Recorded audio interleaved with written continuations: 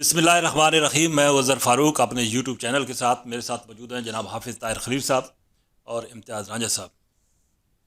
حافظ صاحب، بڑے عرصے کے بعد اسلام آباد میں ہولی کی تقریب ہوئی ہے.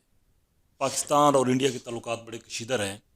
کیا آپ کو کوئی تبدیلی نظر آ رہی ہے اس طرح کی جو نہیں، یہ بڑا انٹرسٹنگ تھا کہ کل جو ہے وہ سنڈے تھا، لیکن انڈین ہائی کمیشن کی جانب سے ایک بڑا زبردست ہولی کا اہتمام کیا گیا اور اس میں مختلف طبقات کے نمائندے موجود تھے، میڈیا کے لوگوں کو بھی انوائٹ کیا گیا تھا.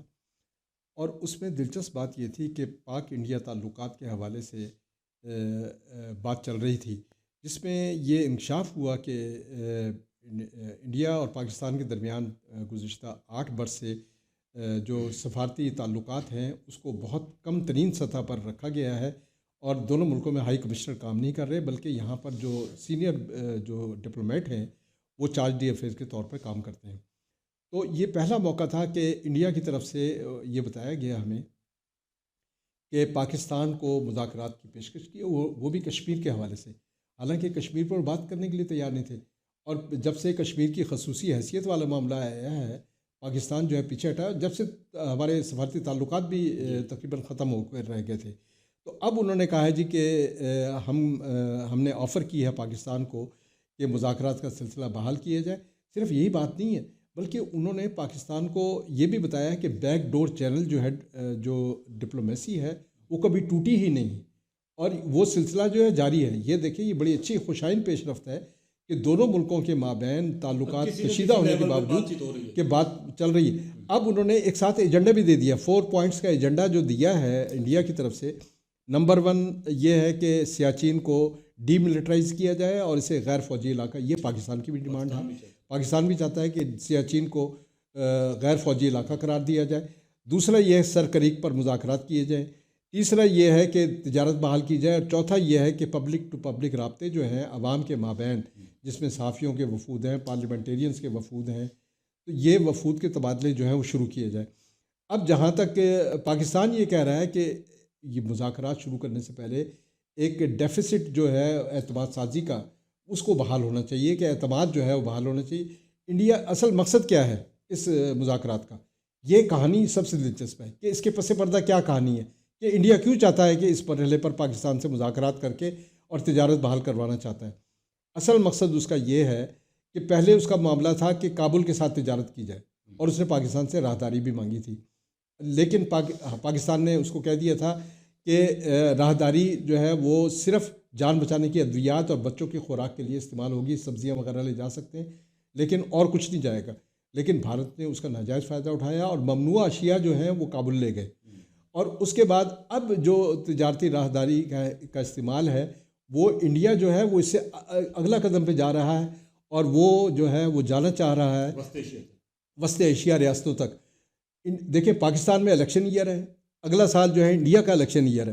انڈیا کی جو انڈیا کی ایجنسی ہے، خفیہ ایجنسیاں، وہ چاہتی ہیں کہ انڈیا کے الیکشن سے پہلے ایسا ماحول بنا دیا جائے کہ پاکستان سے مذاکرات کا سلسلہ شروع ہو جائے، تاکہ نئی جو گورنمنٹ آ رہی ہے اس کو یہ گفٹ پیش کیا جائے.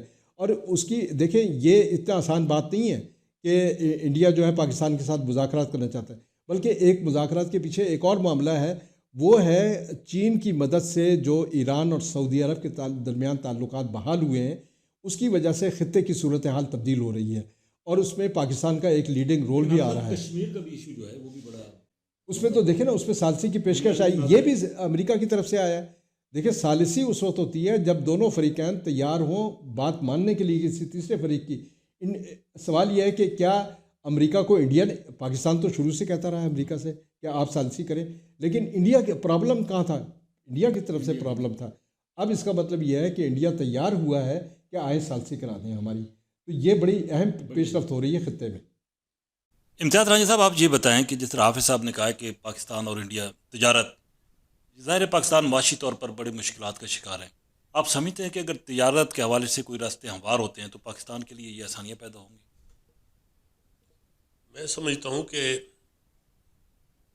یہ جو پیشکش انڈیا کی طرف سے آئی ہے، پہلے تو آپ کو پتہ ہے پچھلے 4 5 6 سال سے ہماری طرف سے کافی کوشش ہو رہی تھی اور وہ بات کرنے کو تیار نہیں تھے. تو اوپن سیکرٹ ہے، اس میں کوئی ایسی بات نہیں ہے کہ جو چھپائی جائے کہ نہیں ہم چاہتے تھے پہلے بھی کہ جو بھی ایشوز ہیں مذاکرات کی میز پہ بیٹھ کے ان کا کوئی حل نکالا جائے. تو یہ بڑی خوش آئند بات ہے کہ پڑوسی ملکوں کے ساتھ اگر معاملات ٹھیک ہو جائیں اور یہ کشیدگی کم ہو جائے، یہ جو پیسہ ہم اس ڈیفینس کے اوپر اتنا زیادہ ہے اس کی بجائے کچھ پبلک کے اوپر خرچ ہو، تو یہ بڑی اچھی بات ہے. اور ہم تو 2005 یا 6 میں گئے بھی تھے چودھری شجاعت صاحب کے ساتھ.